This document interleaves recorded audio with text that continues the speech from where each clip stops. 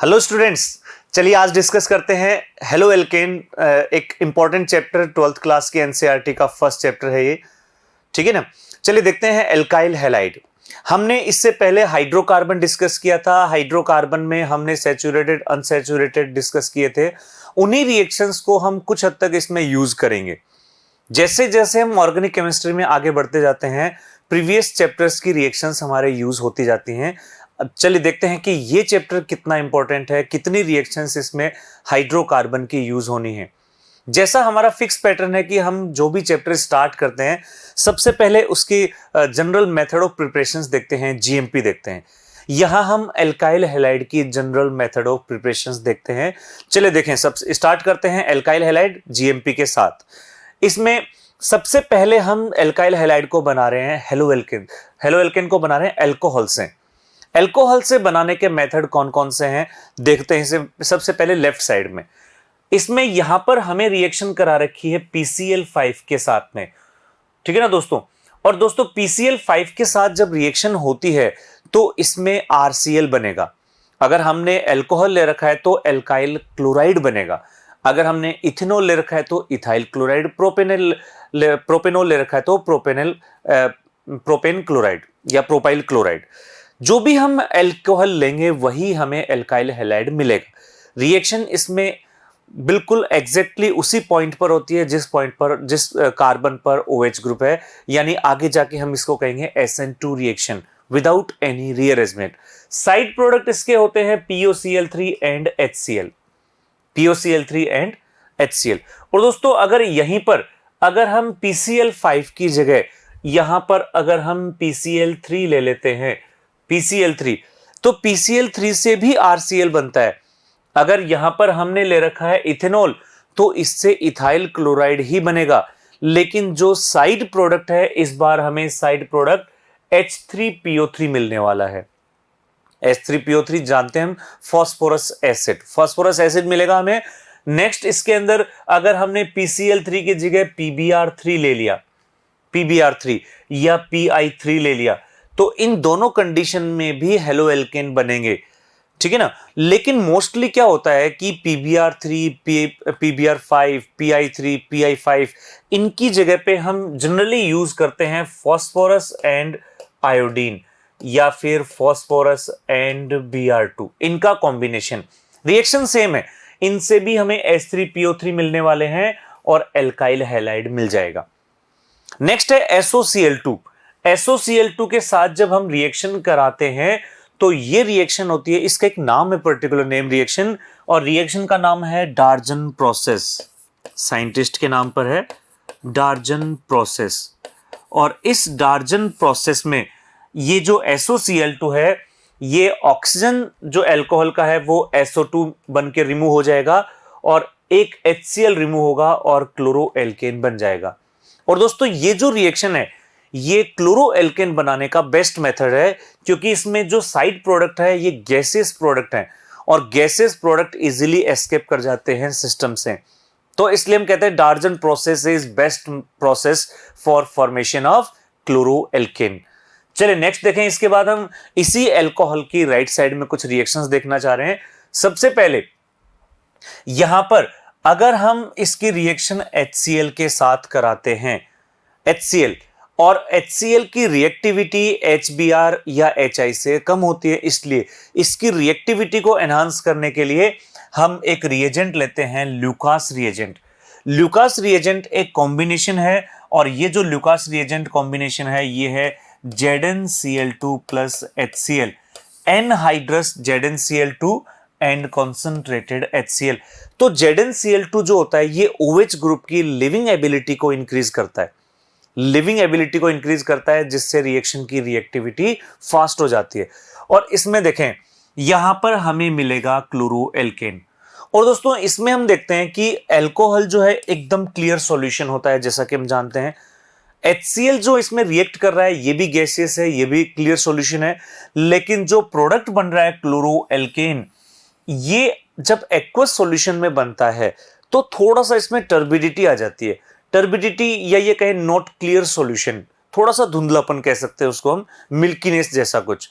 तो ऐसा टर्बिडिटी आने से हमें पता चल जाता है कि रिएक्शन हो गई है।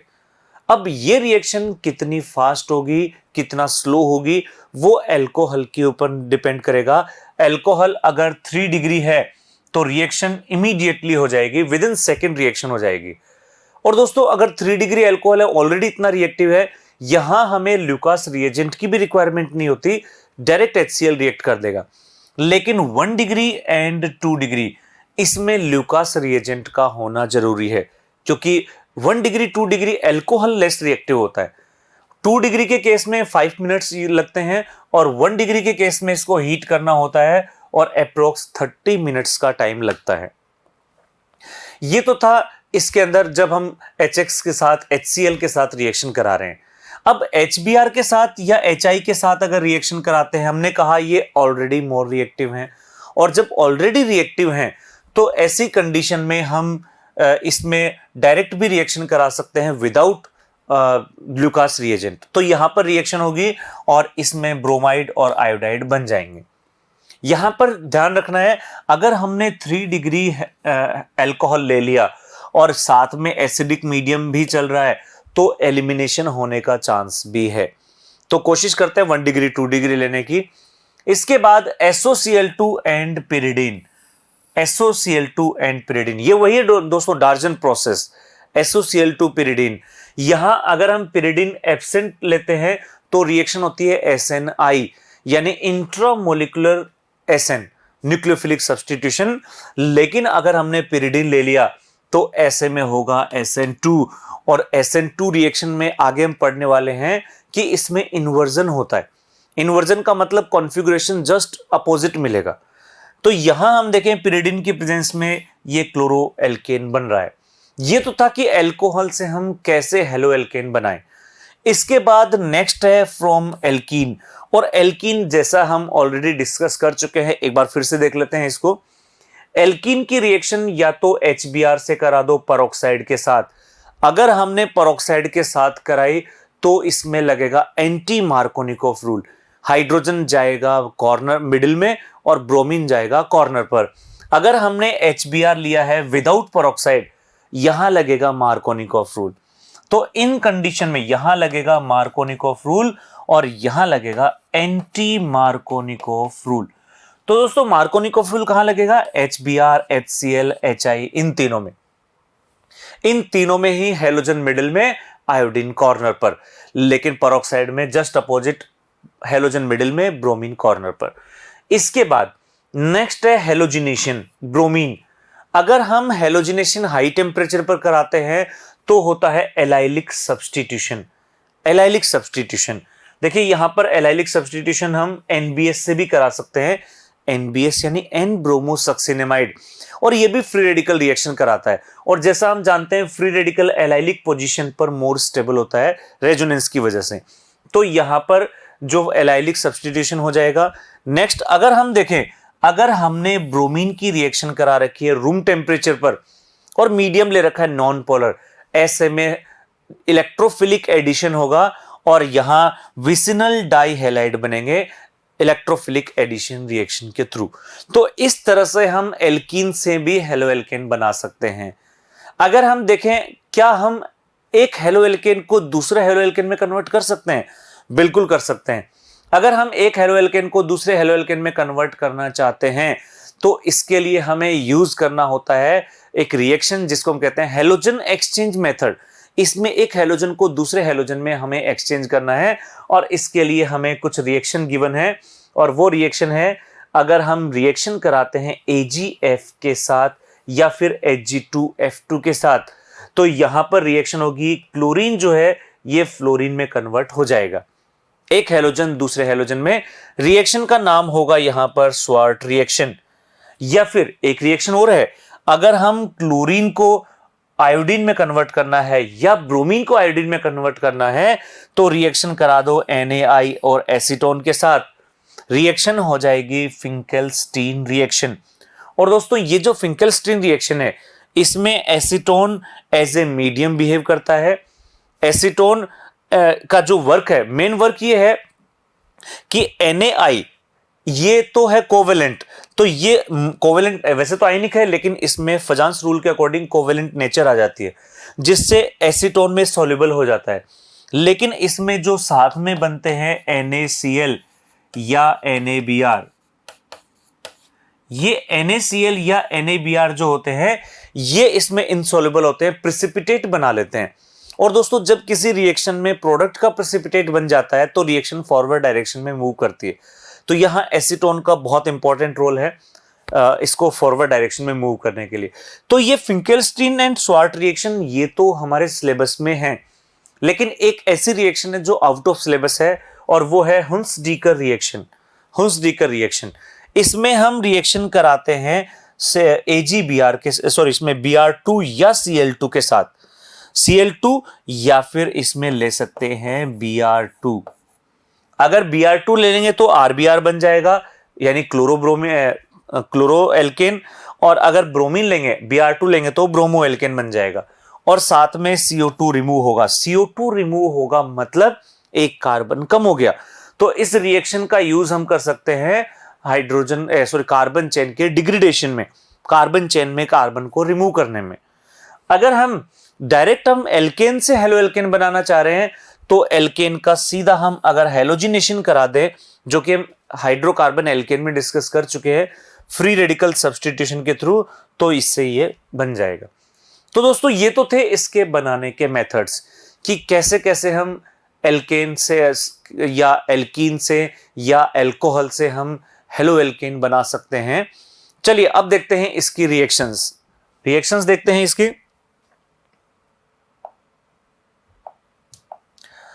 और रिएक्शंस देखने के लिए यहां पर हम देखना चाह रहे हैं कि कैसे कैसे ये रिएक्शन करेंगे।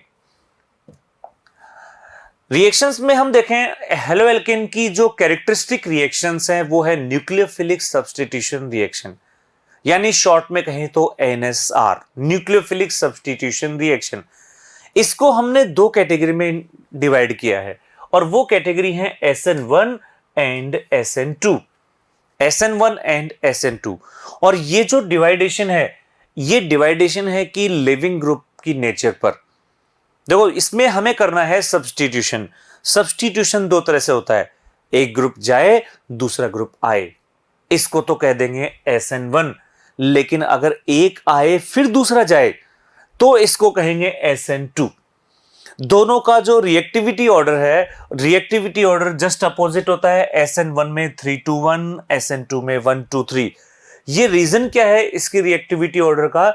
यहां SN1 में कार्बोकेटाइन बनता है और कार्बोकेटाइन की रिएक्टिविटी जो होती है 3-1, और SN2 में इनवर्सली प्रोपोर्शनल टू होता है स्टेरिक हिंड्रेंस। स्टेरिक हिंड्रेंस का मतलब हम कह सकते हैं क्राउडिंग जितनी ज्यादा होगी रिएक्टिविटी कम। क्राउडिंग 3 डिग्री में सबसे ज्यादा होती है तो रिएक्टिविटी सबसे कम हो गई। तो इस तरह से हम SN1 SN2 देख सकते हैं। देखते हैं क्या करके इनके एग्जाम्पल देखते हैं रिएक्शंस के। और इसमें हमें एक स्टैंडर्ड दिया गया है ब्रोमोइथेन मोर रिएक्टिव है ब्रोमोइथेन, इसलिए हमने इसको लिया है। रिएक्शंस देखते हैं क्या करके। सबसे पहले हमने देखा NaI एसीटोन। और दोस्तों NaI और एसीटोन याद रखें, जब भी किसी रिएक्शन में नेगेटिव न्यूक्लियोफाइल होता है तो वो SN2 होती है। यहां I- न्यूक्लियोफाइल है यानी ये भी SN2 रिएक्शन है, SN2।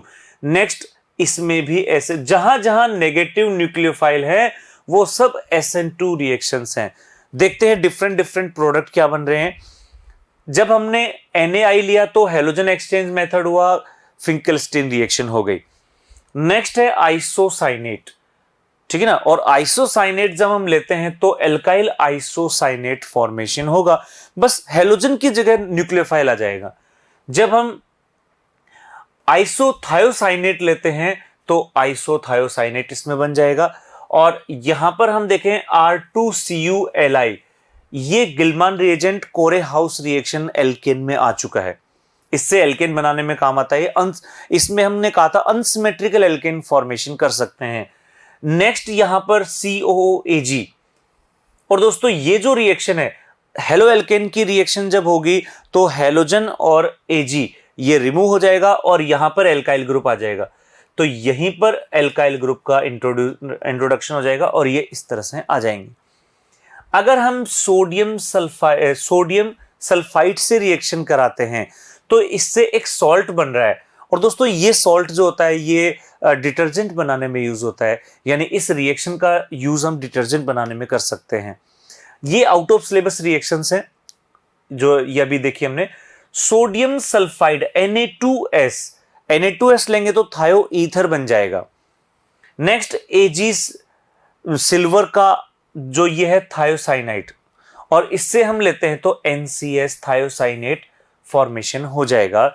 इसी तरह से जब हम यहां पर देख रहे हैं एल्केनाइड और इसके अंदर ये जो है कंपाउंड, बस आपको इतना ही ध्यान रखना है कि जो न्यूक्लियोफाइल है, ये न्यूक्लियोफाइल जो है ये हैलोजन को रिमूव करेगा बस NSR रिएक्शन में, और जब जब नेगेटिव न्यूक्लियोफाइल होगा SN2 रिएक्शन होगी। नेक्स्ट देखें, अगेन यहां पर लिथियम एंड कार्बन पर माइनस, तो ये बिल्कुल गिलमान रिएजेंट की तरह ही रिएक्शन करेगा और ये भी न्यूक्लियोफाइल जो है सब्स्टिट्यूट कर देगा। चलिए कुछ रिएक्शंस अब राइट साइड में देखते हैं। यहां पर है एक्वस KOH रिएक्शन या फिर मॉइस्ट Ag2O। यहां एक्वस KOH मतलब न्यूक्लियोफाइल है OH माइनस, और न्यूक्लियोफाइल आएगा तो ये बन जाएगा अल्कोहल। इसके बाद अगर हम KCN लेते हैं तो KCN एक आयनिक कंपाउंड है जिसमें Cn माइनस न्यूक्लियोफाइल है। Cn माइनस न्यूक्लियोफाइल आएगा तो इसमें साइनाइड प्रोडक्ट मिलेगा। अगर AgCN लेंगे तो दोस्तों AgCN जो होता है ये कोवेलेंट होता है, और कोवेलेंट होगा तो नाइट्रोजन का जो लोन पेयर है, लोन पेयर, ये नाइट्रोजन का लोन पेयर जो है ये यहां पर अटैक करेगा, नाइट्रोजन का लोन पेयर, और आइसोसाइनाइड बन जाएगा इससे। अगर हम KNO2 माइनस, तो ये अगेन नेगेटिव न्यूक्लियोफाइल है, ONO एल्काइल नाइट्राइट बनेगा, लेकिन अगर हमने AgNO2 ले लिया तो नाइट्रो एल्केन मिलेगा। तो ये हम देख रहे हैं डिफरेंट कंपाउंड मिल रहे हैं, तो ये डिपेंड करेगा न्यूक्लियोफाइल कौन है, अटैक करने वाली स्पीसीज कौन है। नाइट्रोजन है तो नाइट्रोजन बॉन्ड बनाएगा कार्बन के साथ, अगर ऑक्सीजन है तो ऑक्सीजन बॉन्ड बनाएगा, अगर कोवेलेंट है तो जिसके पास लोन पेयर है वो बॉन्ड बनाएगा, आयनिक है तो जिसके पास नेगेटिव है वो बॉन्ड बनाएगा। जैसे NaNO2 और DMF जो होता है ये SN2 रिएक्शन का एक बहुत अच्छा ये कह सकते हैं सॉल्वेंट है, ठीक है ना, पोलर एप्रोटिक सॉल्वेंट, और यहां पर नाइट्रो एल्केन प्रोडक्ट मिल जाएगा अपने को। अगर हम यहां पर लेते हैं, यहां पर सोडियम एल्काइनाइड, अगर sodium alkoxide reaction Williamson ether synthesis, name reaction है, बहुत इंपॉर्टेंट है, Williamson ether synthesis. Negative nucleophile है तो हम समझ जाएंगे कि SN2 रिएक्शन होगी और इसमें ईथर बन जाएगा। नेक्स्ट NaSH माइनस, और जैसे OH माइनस वैसे SH माइनस, जैसे OH माइनस से एल्कोहल बनाया था, SH माइनस से थायो ईथर बन जाएगा, थायो एल्केन, थायो एल्कोहल, ये हो गया थायो एल्कोहल SH। जैसे OH को हम कहते हैं एल्कोहल, जैसे ईथर में अगर सल्फर आ जाए तो सल्फर के लिए हमने यूज किया था थायो ईथर, ये देखिए थायो ईथर, वैसे ही थायो मतलब सल्फर, थायो एल्कोहल मतलब SH। नेक्स्ट CH3S माइनस, जैसे विलियमसन ईथर सिंथेसिस था यहां पर भी ईथर बन रहा है बट थायो ईथर। अमोनिया के साथ अगर रिएक्शन कराते हैं, अमोनिया के साथ और एक्सेस में लेते हैं अमोनिया को, तो इससे 1 डिग्री एमाइन बनेगा, लेकिन अगर इसमें 2 डिग्री इसमें अगर हमने हेलो एल्केन को एक्सेस में ले लिया तो रिएक्शन आगे बढ़ती चली जाएगी, 2 डिग्री 3 डिग्री 4 डिग्री सॉल्ट तक फॉर्मेशन हो जाएगा। नेक्स्ट यही रिएक्शन जब हम अमोनिया के साथ रिएक्शन कराते हैं तो इसको हम कहेंगे अमोनोलाइसिस। 2021 इस साल का ये जेईई मेंस का क्वेश्चन भी था कि अमोनोलाइसिस किसको कहेंगे, तो ये है अमोनोलाइसिस।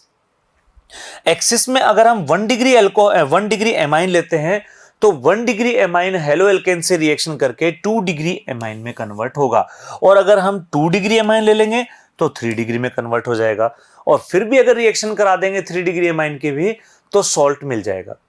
ठीक है दोस्तों, चलिए कुछ और रिएक्शंस देखते हैं इसके अंदर।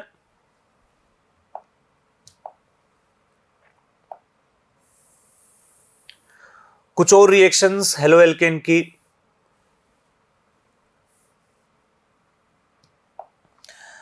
यहां तक हमने देख लिया था कि 3 डिग्री और ये 4 डिग्री ये सॉल्ट मिल जाएगा। नेक्स्ट इसकी रिएक्शन हम कराते हैं sodium azide NaN3 N3 minus Na plus sodium azide, तो N3 माइनस यहां पर आकर ऐड हो जाएगा। नेक्स्ट है सोडियम एल्काइनाइड, और दोस्तों सोडियम एल्काइनाइड वाली ये जो दोनों रिएक्शन है ये हमने एल्काइन के फॉर्मेशन में भी कहा था कि हायर एल्काइन बनाने में यूज होता है, तो यहां पर ये हायर एल्काइन का फॉर्मेशन हो जाएगा सोडियम एल्काइनाइड। और हमेशा की तरह जैसा हमने कहा था नेगेटिव न्यूक्लियोफाइल होगा तो इसको हम कहेंगे SN2 रिएक्शन। नेक्स्ट इसके बाद में लिथियम एल्यूमिनियम हाइड्राइड एक रिड्यूसिंग एजेंट, और हेलो एल्केन का अगर हमने रिडक्शन करा दिया तो वो एल्केन में कन्वर्ट हो जाएगा, एल्केन में। लेकिन अगर 3 डिग्री ले लिया हमने तो 3 डिग्री में एलिमिनेशन हो जाएगा और हेलो एल्केन से एल्कीन फॉर्मेशन हो जाएगा। तो एल्केन बनाना है तो 1 डिग्री एंड 2 डिग्री, और अगर एल्काइन इसमें बनाना हो, सॉरी एल्कीन बनाना हो तो 3 डिग्री के साथ रिएक्शन। नेक्स्ट कॉपर और जिंक के साथ में जब रिएक्शन कराते हैं तो एल्केन बन जाता है। ये भी एक रिडक्शन मेथड है, एल्केन बनाने का रिडक्शन मेथड। चलिए कुछ रिएक्शंस लेफ्ट साइड में और बाकी हैं। जब हम रिएक्शन करा रहे हैं 1 डिग्री एमाइन से, 1 डिग्री एमाइन अगर हम, और ये है थैलिमाइड, ये सब कब होता है जब हम हेलो एल्केन की रिएक्शन थैलिमाइड से कराते हैं। और आगे हम इस रिएक्शन को डिटेल में हम आगे देखेंगे जब हम पोटेशियम थैलिमाइड से रिएक्शन कराएंगे हेलो एल्केन की, और फिर हाइड्रोलाइसिस कराएंगे तो 1 degree amine and phthalic acid बन जाएगा, और ये थैलिक एसिड वापस रीयूज हो जाएगा। इसलिए आगे जाके हम गैब्राइल थैलिमाइड सिंथेसिस जो हम एमाइंस के अंदर देखेंगे वहां हम ये कहेंगे कि this is best method for preparation of 1 degree amine, क्योंकि इसका जो प्रोडक्ट है वो रीयूज हो जाता है। तो पोटेशियम थैलिमाइड से रिएक्शन अगेन नेगेटिव न्यूक्लियोफाइल, ये भी SN2 रिएक्शन है। एल्कोहलिक KOH अगर ले लेते हैं, एक्वस KOH जब हमने लिया था तो एक्वस KOH से एल्कोहल फॉर्मेशन हुआ था, लेकिन एल्कलाइन अगर हमने एल्कोहलिक KOH ले लिया इसमें एलिमिनेशन होगा और एल्कीन का फॉर्मेशन हो जाएगा, तो इससे एल्कीन बनेगा। नेक्स्ट है sodium dry ether, Wurtz reaction बन जाएगी। वुड्स रिएक्शन याद करो एल्केन फॉर्मेशन में हमने पढ़ा भी था, GMP ऑफ एल्केन में इस रिएक्शन को हमने देखा था। इससे फ्री रेडिकल मैकेनिज्म के थ्रू एल्केन का फॉर्मेशन होता है। नेक्स्ट अगर हम इसकी रिएक्शन करा देते हैं हेलो एरीन से, रिएक्शन बिल्कुल वुड्स रिएक्शन की तरह ही है, लेकिन इसमें जो प्रोडक्ट बनेगा उसमें एक पार्ट हेलो एल्केन का होगा और एक हेलो एरीन का होगा। यानी हेलो एरीन जब लेते हैं तो फिटिग रिएक्शन, हेलो एल्केन लेते हैं तो वुड्स रिएक्शन, और दोनों का कॉम्बिनेशन ले लिया तो बन जाएगा वुड्स फिटिग रिएक्शन, दोनों का कॉम्बिनेशन। नेक्स्ट इसके बाद में है AlCl3 एंड बेंजीन। ये रिएक्शन है फ्रीडल क्राफ्ट रिएक्शन, बेंजीन की बहुत इंपॉर्टेंट रिएक्शन है। बेंजीन का एल्काइलेशन जब हमें कराना होता है तो हम रिएक्शन कराते हैं वुड्स इसमें FC reaction, Friedel craft alkylation. Next अगर हमने Mg यानी मेटल, मैग्नीशियम मेटल के साथ और ईथर की प्रेजेंस में रिएक्शन कराई तो यहां पर रिएक्शन होगी C2H5MgBr, यानी ये हम कहें ग्रिग्नार्ड रिएजेंट बन जाएगा, ग्रिग्नार्ड रिएजेंट। इसके बाद में एक और रिएक्शन है, ये रिएक्शन भी हम पहले देख चुके हैं, नेगेटिव न्यूक्लियोफाइल, और नेगेटिव न्यूक्लियोफाइल SN2 रिएक्शन के थ्रू हेलोजन को रिप्लेस कर देगा और ये जो एमाइड है हायर एमाइड बन जाएगा, यहां पर ये 2 डिग्री एमाइड बन जाएगा। तो ये थी रिएक्शंस हेलो एल्केन की, हेलो एल्केन की रिएक्शंस। चलिए आगे हम डिस्कस करने वाले हैं यहां पर कि ये जो रिएक्शन हैं इनकी मैकेनिज्म क्या है, कैसे ये रिएक्शन आगे बढ़ती है, कैसे हम इनको कंपेयर कर सकते हैं। चलिए देखते हैं नेक्स्ट इसके अंदर इसी प्रोसेस में आगे। चलिए अब हम देखते हैं di tri and tetra halides, यानी अब हम पॉलीहेलोजन कंपाउंड देखना चाह रहे हैं। अभी तक हम देख रहे थे मोनोहेलाइड्स यानी एल्काइल हैलाइड, अब हम डाई ट्राई टेट्रा हैलाइड देख रहे हैं जिसमें सबसे इंपॉर्टेंट है ट्राई हैलाइड। सबसे पहले हम जो सबसे इंपॉर्टेंट है इसी को डिस्कस करते हैं, और ट्राई हैलाइड में भी सबसे इंपॉर्टेंट जो है वो है क्लोरोफॉर्म। तो चलिए सबसे पहले क्लोरोफॉर्म को देखते हैं। क्लोरोफॉर्म के लेफ्ट साइड में जो है ये है reaction general method of preparations की कैसे हम क्लोरोफॉर्म का फॉर्मेशन करेंगे, और हमारे साइड में जो राइट साइड में है ये है इसकी रिएक्शंस कि क्लोरोफॉर्म की कंपाउंड से रिएक्शन कैसे कैसे होती हैं। चलिए पहले इसको बना लेते हैं क्लोरोफॉर्म को। तो सबसे पहले इसमें ले रखा है अल्कोहल। अल्कोहल कोई भी हो, इतना इतना फॉर्मेशन, इतना मतलब CH3CHOH, किसी भी अल्कोहल में अगर CH3CHOH ग्रुप है तो ये हेलोजन और बेस या तो ब्लीचिंग पाउडर हमें गिवन होगा, या फिर इसमें हम कह सकते हैं हेलोजन प्लस बेस। बेस कोई भी ले सकते हैं, NaOH, KOH, कोई भी एल्कली बेस, ठीक है ना। हेलोजन के साथ जब रिएक्शन कराते हैं, यहां अगर क्लोरोफॉर्म बनाना है तो Cl2 के साथ करा देंगे, अगर हमें आयोडोफॉर्म बनाना होता तो हम आयोडीन के साथ रिएक्शन करा देते। यहां हमने ब्लीचिंग पाउडर ले रखा है, ब्लीचिंग पाउडर भी कैल्शियम हाइड्रोक्साइड और हेलोजन का कॉम्बिनेशन है। अगर सपोज करें हमें अल्कोहल गिवन नहीं है तो हम एल्डिहाइड कीटोन भी यूज कर सकते हैं, लेकिन उसकी कंडीशन है कि उसमें CH3CO ग्रुप होना चाहिए, और ये जो CH3 वाला पार्ट है यही पार्ट क्लोरोफॉर्म में कन्वर्ट होता है। तो दोस्तों ये जो CH3 वाला पार्ट है ये कन्वर्ट हो जाएगा यहां पर क्लोरोफॉर्म के अंदर। रिमेनिंग जो पोर्शन है, ये जो रिमेनिंग पोर्शन है ये फिर इसमें सोडियम या पोटेशियम या कैल्शियम जो भी हमने बेस ले रखा है ये उनके सॉल्ट में, कार्बोक्सिलिक सॉल्ट में कन्वर्ट हो जाएगा। नेक्स्ट एक और कंपाउंड है CCl3CHO, और ये जो कंपाउंड है इसको हम कहेंगे क्लोरल। और क्लोरल का जब हम एल्कलाइन हाइड्रोलाइसिस कराते हैं तो ये फॉर्मिक सोडियम फॉर्मेट और क्लोरोफॉर्म में कन्वर्ट हो जाएगा, सोडियम फॉर्मेट और क्लोरोफॉर्म में। या फिर हम CCl4 का रिडक्शन करा दें Fe और HCl के प्रेजेंस में, क्लोरोफॉर्म बन जाएगा। या हम इसमें 3Cl2 सनलाइट की प्रेजेंस यानी ट्राई क्लोरिनेशन करा दें, मोनोक्लोरिनेशन से CH3Cl, डाई क्लोरिनेशन से CH2Cl2, और ट्राई क्लोरिनेशन से क्लोरोफॉर्म बन जाएगा। एक और मेथड है क्लोरीटोन। अगर हम क्लोरीटोन तो हम क्लोरोफॉर्म से बनाते हैं, क्लोरोफॉर्म से क्लोरीटोन को बनाएंगे। देखिए तो ये यहां तक की जो रिएक्शंस थी ये थी मेथड ऑफ प्रिपरेशंस। अब इसकी रिएक्शंस देखते हैं। रिएक्शन में पहले लेफ्ट साइड में एक दो रिएक्शंस हैं, अगर हम एसीटोन से रिएक्शन करा दें तो बनेगा क्लोरीटोन, और ये जो क्लोरीटोन है ये हिप्नोटिक है, यानी इससे एक ऐसी मेडिसिन तैयार होती है जिसको हम स्लीपिंग पिल्स की फॉर्म में यूज कर सकते हैं, स्लीपिंग पिल्स में क्लोरीटोन। अगर हम इसकी रिएक्शन KOH और 1 डिग्री एमाइन से करा दें, 1 degree amine and KOH basic medium में, तो इससे बनेगा आइसोसाइनाइड जिसको हम कार्बिल एमाइन भी कहेंगे। और टेस्ट है इसका कार्बिल एमाइन टेस्ट, बहुत ही बैड स्मेल, फॉल स्मेल आती है इसके अंदर। तो जैसे ही फॉल स्मेल आती है हम समझ जाते हैं कि क्लोरोफॉर्म ने 1 डिग्री एमाइन से रिएक्शन कर दी, ठीक है। और इसका ये जो रिएक्शन है नेम रिएक्शन है Hofmann carbylamine reaction, Hofmann carbylamine reaction, जिसका एक और नाम है कार्बिल एमाइन टेस्ट, ठीक है दोस्तों। अब कुछ रिएक्शंस इसकी राइट साइड में भी हैं, इनको देखते हैं। अगर ऑक्सीजन से रिएक्शन यानी एयर एंड लाइट, ऑक्सीजन मतलब एयर एंड लाइट में रिएक्शन कराते हैं तो इसका ऑक्सीडेशन हो जाता है, और ये ऑक्सीडेशन से फॉस्जीन, ये जो पार्ट है इसको कहेंगे फॉस्जीन। और दोस्तों फॉस्जीन जो है,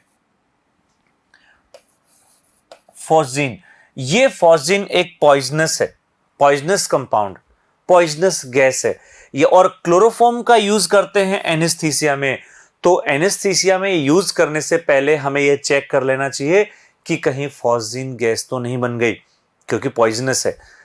नेक्स्ट इसका अगर रिडक्शन करा दें ZnHCl के साथ तो एक HCl इसमें आके ऐड, एक दो हाइड्रोजन ऐड होंगे, HCl रिमूव होगा, और ये डाइक्लोरोमीथेन में कन्वर्ट हो जाएगा, डाइक्लोरोमीथेन। नेक्स्ट अगर रिएक्शन करा देते हैं Zn के साथ एक्वस HCl, एक बार और रिडक्शन हो जाएगा और ये क्लोरोमीथेन में कन्वर्ट हो जाएगा।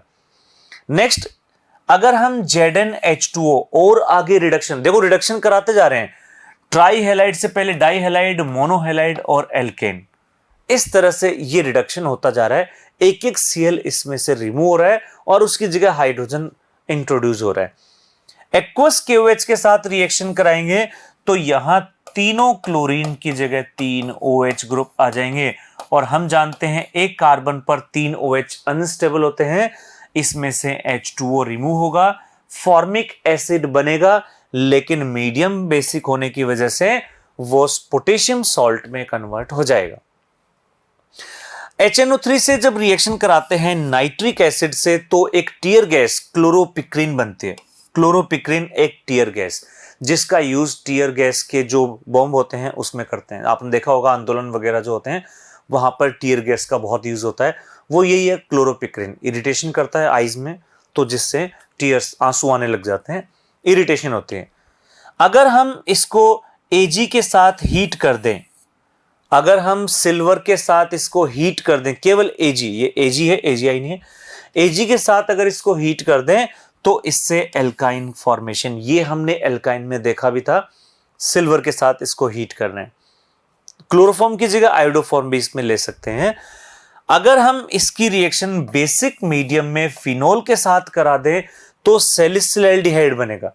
कंपाउंड है सैलिसिलएल्डिहाइड, नेम रिएक्शन है राइमर-टिमन रिएक्शन। राइमर-टिमन रिएक्शन बहुत इंपॉर्टेंट रिएक्शन है फिनोल की। फिनोल की रिएक्शन हम करा रहे हैं क्लोरोफॉर्म और बेसिक मीडियम में, तो इससे मिल जाएगा अपने को सैलिसिलएल्डिहाइड। ठीक है दोस्तों, तो ये कुछ रिएक्शंस और कुछ इसके जनरल मेथड ऑफ प्रिपरेशन थे पॉलीहैलाइड में क्लोरोफॉर्म के। अब हम ऐसे ही जैसे हमने क्लोरोफॉर्म को देखा है, सिमिलर पैटर्न पर हम CCl4 को देखना चाह रहे हैं। तो नेक्स्ट हम देख रहे हैं CCl4। और दोस्तों CCl4, यहां पर अगर हम CCl4 की बात करते हैं, कुछ रिएक्शंस हैं CCl4 की। सबसे पहले तो इसके बनाने के मेथड्स देखते हैं कि कैसे कैसे हम CCl4 को बना सकते हैं। अगर हम मीथेन से बनाना चाहते हैं तो हमें एक्सिस में लेना होगा Cl2 को, जिससे लास्ट तक जो फाइनल प्रोडक्ट होता है क्लोरीनेशन का वो CCl4 मिलेगा। अगर हम कार्बन डाइसल्फाइड से कराना चाह रहे हैं तो भी हमें क्लोरीनेशन कराना होगा। अगर हम क्लोरोफॉर्म से करा रहे हैं तो भी, यानी CCl4 बनाने का एक ही मेथड है, क्लोरीनेशन करा दो इसका और क्लोरीनेशन से बन जाएगा CCl4। ज्यादा मेथड नहीं है इसके। अब इसकी रिएक्शंस देखते हैं। रिएक्शंस में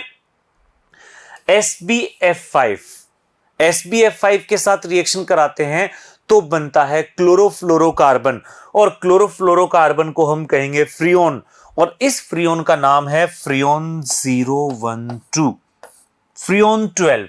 और ये जो फ्रियोन 12 है बहुत ज्यादा यूज होता है इसका रेफ्रिजरेटर्स में, AC, फ्रिज, इन सब में जो रेफ्रिजरेंट होता है उसमें काम आता है फ्रियोन। कुछ रिएक्शंस इसकी ओर देखते हैं। अगर हम आयरन के साथ H2O ले लेते हैं, रिडक्शन करेगा मीथेन के अंदर जैसे क्लोरोफॉर्म में किया था। H2O के साथ अगर हम इसको 500 डिग्री सेंटीग्रेड पर हीट करते हैं तो इसका हाइड्रोलिसिस होगा और ये COCl2 में कन्वर्ट हो जाएगा। हाइड्रोलिसिस CCl4 का इजीली नहीं होता, लेकिन हाई टेम्परेचर पर हो गया। जैसे फिनोल की रिएक्शन हमने राइमर-टिमन रिएक्शन देखी थी, सैलिसिलएल्डिहाइड बनाया था, अगर हम CCl4 ले लेते हैं तो यही सैलिसिलएल्डिहाइड की जगह हमें सैलिसिलिक एसिड मिलेगा। तो CCl4 के केस में सैलिसिलिक एसिड मिलेगा। सैलिसिलिक एसिड रिएक्शन का नाम वही होगा, राइमर-टिमन रिएक्शन। ठीक है दोस्तों, तो ये था, पहले था क्लोरोफॉर्म, ये था CCl4। अब इसी सीक्वेंस में हम ले रहे हैं डाइहैलाइड। डाइहैलाइड नेक्स्ट देख रहे हैं। नेक्स्ट है हमारे पास डाइहैलाइड्स, और डाइहैलाइड दोस्तों दो तरह के होते हैं। डाइहैलाइड की दो कैटेगरी हैं, और वो दो कैटेगरी होती हैं जेम डाइहैलाइड एंड विसिनल डाइहैलाइड। अगर दोनों हैलोजन सेम कार्बन पर हैं, दोनों हैलोजन सेम कार्बन पर, इसको कहेंगे जेम डाइहैलाइड, और एडजेसेंट कार्बन पर हैं तो इसको कहेंगे विसिनल डाइहैलाइड। जेम डाइहैलाइड है, 2 कार्बन का एक एग्जांपल लिया है, इसको हम कहेंगे इथाइलिडीन डाइक्लोराइड। और अगर एडजेसेंट कार्बन पर है तो इथाइलिन क्लोराइड, इथाइलिन डाइक्लोराइड। पहले हम इथाइलिडीन डाइक्लोराइड की बात करते हैं कि हम इसको बना कैसे सकते हैं। तो इसको बनाने के यहां पर 2 मेथड हैं। या तो हम एल्डिहाइड या कीटोन, एल्डिहाइड कीटोन की रिएक्शन करा दें PCl5 के साथ, POCl3 इसमें से बाहर निकल जाएगा और ये जेम डाइहैलाइड बन जाएगा। अगर हमने एसिटाल्डिहाइड लिया है, इथाइलिडीन डाइक्लोराइड बन जाएगा। अगर हमने प्रोपेनल्डिहाइड लिया होता, प्रोपाइलिडीन डाइक्लोराइड बन जाता। अगर हमने कीटोन लिया होता तो मिडिल में आते दोनों क्लोरीन। या फिर एल्काइन एसिटिलीन, एसिटिलीन में करा देते हैं हम हाइड्रोहेलोजिनेशन, मार्कोनिकोफ रूल के अकॉर्डिंग दोनों हाइड्रोजन सेम कार्बन पर, दोनों क्लोरीन सेम कार्बन पर। तो ये तो हो गए बनाने के मेथड्स। अब इसकी कुछ सिंपल से रिएक्शंस हैं। रिएक्शन में आपको बस इतना ही करना है, जहां Cl है वहां न्यूक्लियोफाइल आ जाए। एक्वस KOH की रिएक्शन कराएंगे तो दोनों Cl हटेंगे और उसकी जगह 2 OH आ जाएंगे और एक कार्बन पर 2 OH अनस्टेबल होगा, H2O निकल जाएगा और ये एल्डिहाइड में कन्वर्ट हो जाएंगे। नेक्स्ट में अगर हमने एल्कोहलिक मीडियम ले लिया, एलिमिनेशन होगा और 2 टाइम्स एलिमिनेशन होगा, यहां पर 2 टाइम्स एलिमिनेशन और ये एल्काइन का फॉर्मेशन हो जाएगा। हालांकि सेकंड स्टेप के लिए हम NaNH2 भी यूज कर सकते हैं। अगर जिंक डस्ट लिया है, ZnCl2 रिमूव होगा, 2 मॉलिक्यूल्स कंबाइंड होंगे और 2 मॉलिक्यूल्स कंबाइंड होकर हायर एल्कीन में कन्वर्ट हो जाएंगे। जैसे वुड्स रिएक्शन होती है, इसमें हेलो एल्केन से एल्केन बनाते हैं, हायर एल्केन, डबल हो जाते हैं कार्बन, यहां एल्कीन बनेगा डबल कार्बन का। नेक्स्ट साइनाइड KCN, और KCN लेंगे तो CN आ जाएगा, CN आ जाएगा। अगर CN का एसिडिक हाइड्रोलाइसिस करा दिया, कंप्लीट हाइड्रोलाइसिस, तो ये डाइहैलाइड, डाई कार्बोक्सिलिक एसिड में कन्वर्ट हो जाएगा। डाइहैलाइड को हम डाई कार्बोक्सिलिक एसिड में कन्वर्ट कर रहे हैं वाया KCN। ये तो थे इथाइलिडीन डाइक्लोराइड।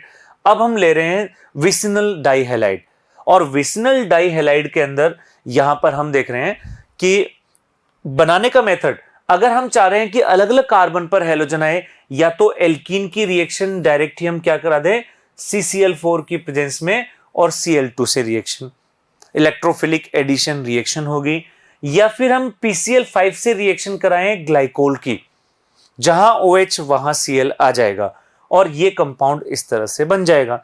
रिएक्शन बिल्कुल वैसी ही है जैसे जेम डाइहैलाइड की हैं। अगर एक्वस KOH लेते हैं तो दोनों कार्बन पर OH आ जाएगा, यानी ये बन जाएगा इथाइलिन ग्लाइकोल। अगर हम यहां पर एल्कोहलिक KOH लेते हैं तो इसमें होगा एलिमिनेशन, और एलिमिनेशन से ये बन जाएगा एल्काइन, एलिमिनेशन से एल्काइन का फॉर्मेशन हो जाएगा। नेक्स्ट हम देखें Zn और मिथाइल अल्कोहल। ये Zn और मिथाइल अल्कोहल ये भी एलिमिनेशन करेंगे और ये भी एल्काइन में कन्वर्ट हो जाएगा। जैसे हमने KCN से रिएक्शन कराई थी जेम डाइहैलाइड की, अगर हम यहां पर रिएक्शन कराते हैं तो विसिनल डाइसाइनाइड बन जाएगा, और यही जब हम एसिडिक हाइड्रोलाइसिस कराएंगे तो ये यहां पर जो होगा डाई कार्बोक्सिलिक एसिड, और इस डाई कार्बोक्सिलिक एसिड को कह सकते हैं सक्सिनिक एसिड बन जाएगा, और सक्सिनिक एसिड को हीट करेंगे तो सक्सिनिक एनहाइड्राइड, सक्सिनिक एनहाइड्राइड का फॉर्मेशन हो जाएगा। तो ये दोस्तों ये रिएक्शंस थी, ये था di tri and tetra halide. तो यहां तक हमने डिस्कस किया पॉलीहैलाइड्स। अब आगे हम देखने वाले हैं कि जो हम रिएक्शंस होते हैं, जो देखते हैं इसकी रिएक्शंस, उनमें कंपैरिजन कैसे करें, SN1 SN2 का कंपैरिजन, E1 E2 का कंपैरिजन, ये हम नेक्स्ट में देखने वाले हैं। तो चलिए कंपैरिजन करते हैं। सबसे पहले हम कंपैरिजन कर रहे हैं SN1 SN2 का कंपैरिजन।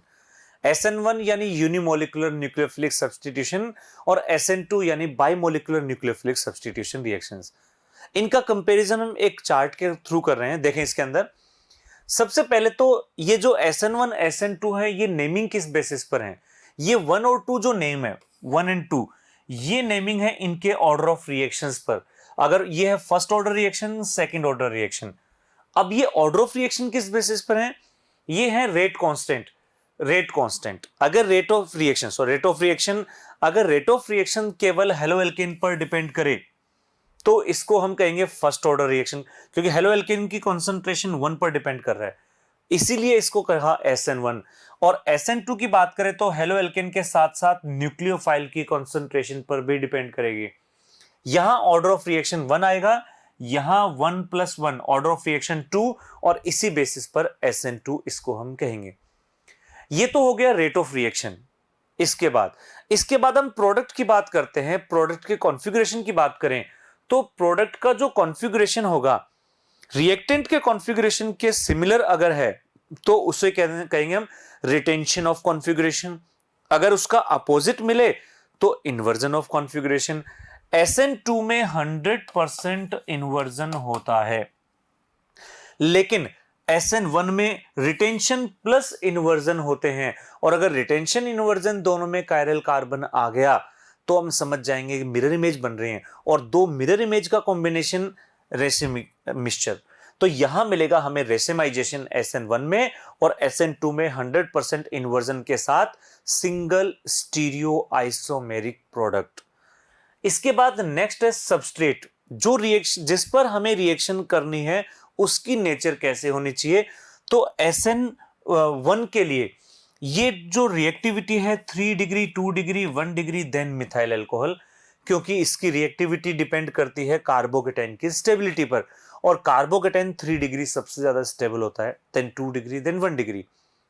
SN2 की रिएक्टिविटी डिपेंड करती है स्टेरिक क्राउडिंग के इनवर्सली प्रोपोर्शनल, और जितनी ज्यादा डिग्री कार्बन की होगी उसमें क्राउडिंग उतनी ही ज्यादा होगी, रिएक्टिविटी डिक्रीज होती चली जाएगी। अगर हम लेते हैं न्यूक्लियोफाइल की बात कि जो अटैक करने आ रहा है न्यूक्लियोफाइल, अगर न्यूक्लियोफाइल की कंसंट्रेशन देखें SN1 में इंपॉर्टेंट नहीं होता, क्योंकि SN1 में यहां पर न्यूक्लियोफाइल है ही नहीं, केवल हेलो एल्केन है। लेकिन SN2 में बहुत इंपॉर्टेंट है, क्योंकि SN2 में तो रिएक्टिविटी न्यूक्लियोफाइल पर डिपेंड कर रही है, तो इसके लिए हमें एक स्ट्रॉन्ग न्यूक्लियोफाइल की रिक्वायरमेंट होती है।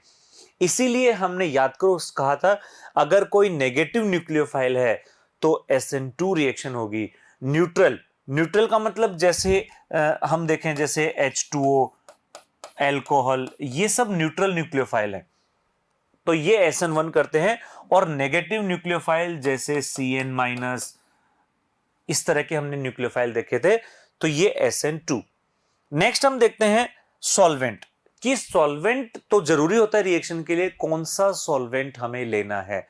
तो दोस्तों सॉल्वेंट के लिए देखें, इसमें SN1 में हमें कार्बोकेटाइन बनाना है, तो हम चाहेंगे ऐसा सॉल्वेंट लें जो खुद आयोनाइज हो, और आयोनाइज भी जो अच्छे आयोनाइज ग्रुप होते हैं, यानी कि यहां होना चाहिए polar protic solvent, PPS, polar protic solvent. SN2 के लिए होना चाहिए aprotic, polar aprotic solvent. Polar protic solvent के एग्जांपल H2O, अल्कोहल, ये सब हैं, और पोलर एप्रोटिक के 3 मेन एग्जांपल हैं, एसीटोन, DMF एंड DMSO। ये तीनों SN2 के फेवर में। अब लिविंग ग्रुप की बात करते हैं। लिविंग ग्रुप यानी जिसको लीव करना है, जिसको सब्स्टिट्यूट होना है। अगर हमें SN1 करानी है गुड लिविंग ग्रुप होना चाहिए, और SN2 करानी है तो भी गुड लिविंग ग्रुप होना चाहिए। यानी अगर सब्स्टिट्यूशन करना है, चाहे SN1 हो चाहे SN2, हमेशा जो लिविंग ग्रुप है वो गुड होना चाहिए। और गुड लिविंग ग्रुप कौन होते हैं? Weak base. इसलिए कहा जाता है weak base are good leaving group. जो वीक बेस होते हैं वो जल्दी लीव कर जाते हैं। लास्ट है रीअरेंजमेंट। रीअरेंजमेंट तब होता है जब इंटरमीडिएट कार्बोकेटाइन हो, और दोस्तों इंटरमीडिएट कार्बोकेटाइन होता है SN1 में, तो यहां तो पॉसिबल है, लेकिन SN2 का इंटरमीडिएट ट्रांजिशन स्टेट है, और ट्रांजिशन स्टेट में रीअरेंजमेंट नहीं होता, तो यहां SN2 में पॉसिबल नहीं। ये कंपैरिजन हमने देखा है SN1 SN2 का। अब हम कंपैरिजन देखने वाले, ये तो था सब्स्टिट्यूशन का कंपैरिजन। हेलो एल्केन की रिएक्शन एलिमिनेशन भी होती है। अब एलिमिनेशन में हम E1 E2 का कंपैरिजन देखने वाले हैं। Comparison of E1 and E2। चलिए देखते हैं E1 E2 का कंपैरिजन। E1 E2 जैसे SN1 में था यूनिमोलिकुलर सब्स्टिट्यूशन, वैसे ही E1 में कहेंगे यूनिमोलिकुलर एलिमिनेशन। जैसे SN2 में कहा था हमें बाइमोलिकुलर सब्स्टिट्यूशन, E2 में कहेंगे बाइमोलिकुलर एलिमिनेशन। स्टार्टिंग वैसे ही है। काइनेटिक्स देखें, फर्स्ट ऑर्डर रिएक्शन, सेकंड, ये 1 और 2 ऑर्डर ऑफ रिएक्शन को बता रहे हैं। ऑर्डर ऑफ रिएक्शन कैसे डिसाइड किया था हमने? रेट ऑफ रिएक्शन से। केवल हेलो एल्केन पे डिपेंड करे, first order reaction only concentration 1 पर डिपेंड कर रहे हैं। यहां कंसंट्रेशन हेलो एल्केन और बेस दोनों पे डिपेंड कर रहे हैं, इसलिए सेकंड ऑर्डर रिएक्शन। नेक्स्ट है इसके अंदर स्टीरियोकेमिस्ट्री। स्टीरियोकेमिस्ट्री SN1 में कार्बोकेटाइन बनता है। कार्बोकेटाइन प्लेनर होता है, इसलिए कहीं से भी लीव कर सकता है हाइड्रोजन। पहले लिविंग ग्रुप रिमूव होता है, फिर हाइड्रोजन को हम कहीं से भी रिमूव कर सकते हैं, इसलिए यहां पर कोई स्पेशल ज्योमेट्री नहीं बनती।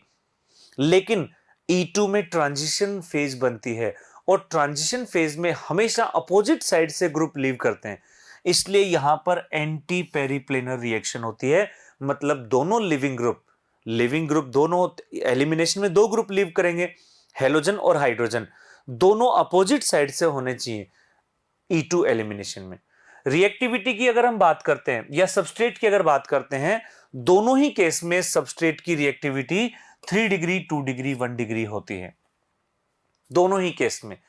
क्योंकि यहां हमें अटैक कराना है बीटा कार्बन पर, अल्फा पर नहीं कराना। तो अगर हम 3 डिग्री भी लेंगे तो बीटा वाले पर स्टेरिक हिंड्रेंस नहीं होगी ज्यादा, और प्रोडक्ट की स्टेबिलिटी ज्यादा मिलेगी। एलिमिनेशन चाहे E1 हो चाहे E2 हो, मोस्टली हम ये देखते हैं कि जिसका प्रोडक्ट मोर स्टेबल होता है वो इजीली एलिमिनेशन शो करते हैं। और दोस्तों हम जानते हैं 3 डिग्री हेलो एल्केन से बनने वाला एल्कीन मोर स्टेबल होता है, अल्फा हाइड्रोजन उसमें ज्यादा होते हैं। नेक्स्ट इसके बाद बेसिक स्ट्रेंथ। जैसे फर्स्ट ऑर्डर रिएक्शन में बेस पर डिपेंड ही नहीं कर रहा, तो यहां पर बेस की इंपॉर्टेंस ज्यादा नहीं है। लेकिन अगर हमें SN2 करानी है तो रेट ऑफ रिएक्शन बेस पर डिपेंड कर रहे हैं, इसके लिए यहां पर हमें स्ट्रॉन्ग बेस की रिक्वायरमेंट होगी, स्ट्रॉन्ग बेस की। नेक्स्ट इसके बाद है सॉल्वेंट, कि सॉल्वेंट कैसा लें। तो यहां जैसा हमने कहा था कि कार्बोकेटाइन बनेगा E1 एलिमिनेशन में, कार्बोकेटाइन के लिए हमें आयोनाइजिंग सॉल्वेंट की जरूरत पड़ेगी। कार्बोकेटाइन के लिए E2 के अंदर पोलैरिटी इंपॉर्टेंट नहीं है, क्योंकि यहां तो ट्रांजिशन फेज बनेगी, यहां पोलैरिटी की रिक्वायरमेंट नहीं है, इसलिए हम एप्रोटिक सॉल्वेंट यूज कर सकते हैं यहां पर। नेक्स्ट है लिविंग ग्रुप, और लिविंग ग्रुप तो चाहे एलिमिनेशन हो चाहे सब्स्टिट्यूशन हो, हमेशा गुड लिविंग ग्रुप ही होने चाहिए, दोनों में ही गुड लिविंग ग्रुप। जो लिविंग ग्रुप है वो तो सब्स्टिट्यूशन एलिमिनेशन दोनों में गुड होना चाहिए। रीअरेंजमेंट तब होता है जब कार्बोकेटाइन बने, और दोस्तों कार्बोकेटाइन बनता है E1 के अंदर, इसलिए यहां तो पॉसिबल है, और यहां अपोजिट साइड से ट्रांजिशन फेज के थ्रू रिएक्शन होती है, यहां पॉसिबल नहीं है। तो ये जो कंपैरिजन था ये था E1 E2 में।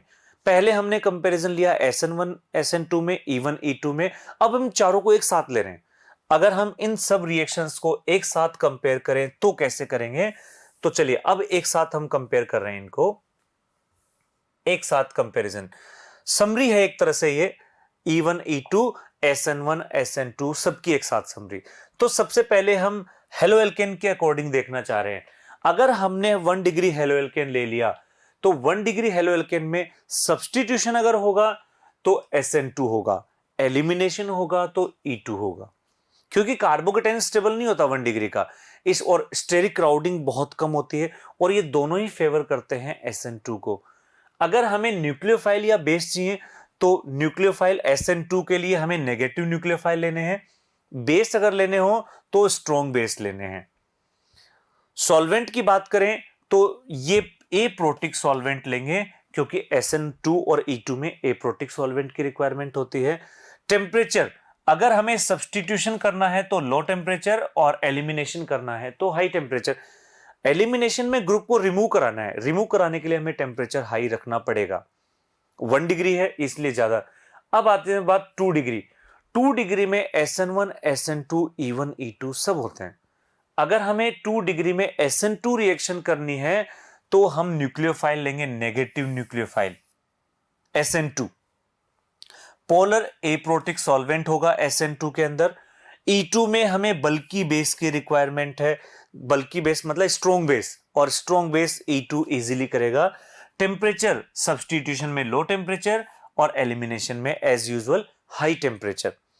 ये तो हमेशा रहेगा, सब्स्टिट्यूशन में लो टेम्परेचर, एलिमिनेशन में हाई टेम्परेचर। इसके बाद अगर SN2 में हम E2 एलिमिनेशन कराना चाह रहे हैं तो हमें सॉल्वेंट जो है ये सॉल्वेंट लेना होगा पोलर प्रोटिक सॉल्वेंट SN2 में पोलर प्रोटिक सॉल्वेंट होगा, और पोलर प्रोटिक सॉल्वेंट जैसे H2O या फिर अल्कोहल, ये सॉल्वेंट होंगे पोलर प्रोटिक। ठीक है दोस्तों। और अगर E2 हम ले रहे हैं तो E2 में भी अपने को E1 के लिए भी सॉल्वेंट H2O, और बस इतना ही डिफरेंस है कि जो रिएक्शन SN1 कर रही है उसमें अगर आप टेम्परेचर हाई कर दोगे तो वो E1 में कन्वर्ट हो जाएगा। जो रिएक्शन SN1 कर रही है अगर उसमें हाई टेम्परेचर कर दिया तो E1 में कन्वर्ट हो जाएंगे। ठीक है। न्यूक्लियोफाइल SN1 के लिए जो न्यूक्लियोफाइल होते हैं ये होते हैं neutral nucleophile. Neutral nucleophile weak होते हैं, इसलिए वो सब्स्टिट्यूशन करते हैं, क्योंकि अगर हमने स्ट्रॉन्ग ले लिया तो E2 एलिमिनेशन हो जाएगा। नेक्स्ट इसके बाद हम बात करते हैं 3 डिग्री में। और दोस्तों 3 डिग्री में E2 एलिमिनेशन होता है, लेकिन 3 डिग्री में SN2 नहीं होता, ओनली SN1 होगा। और ओनली SN1 होगा, कोई भी न्यूक्लियोफाइल हम ले लें, और मोस्टली न्यूट्रल न्यूक्लियोफाइल लेते हैं, यहां भी न्यूट्रल न्यूक्लियोफाइल। और मीडियम जो लेते हैं पोलर प्रोटिक, और लो टेम्परेचर है तो सब्स्टिट्यूशन, और हाई टेम्परेचर है तो एलिमिनेशन। तो दोस्तों इन सब में हमने कॉमन क्या देखा है? हमने इन सब में कॉमन ये देखा है कि अगर हम सब्स्टिट्यूशन कराना चाहते हैं तो लो टेम्परेचर रखें, एलिमिनेशन कराना चाहते हैं तो हाई टेम्परेचर रखें। इसके अलावा अगर हम चाहते हैं कि E1 हो या SN1 हो तो पोलर प्रोटिक सॉल्वेंट, हम चाहते हैं SN2 हो या E2 हो, पोलर एप्रोटिक सॉल्वेंट।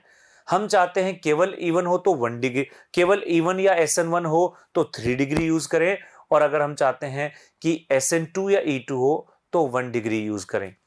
तो ये था यहां तक था चैप्टर एल्काइल हैलाइड, और एल्काइल हैलाइड की डिफरेंट रिएक्शंस, डिफरेंट कंपैरिजन। तो दोस्तों उम्मीद करते हैं ये चैप्टर आपको समझ में आ गया होगा। Thank you students.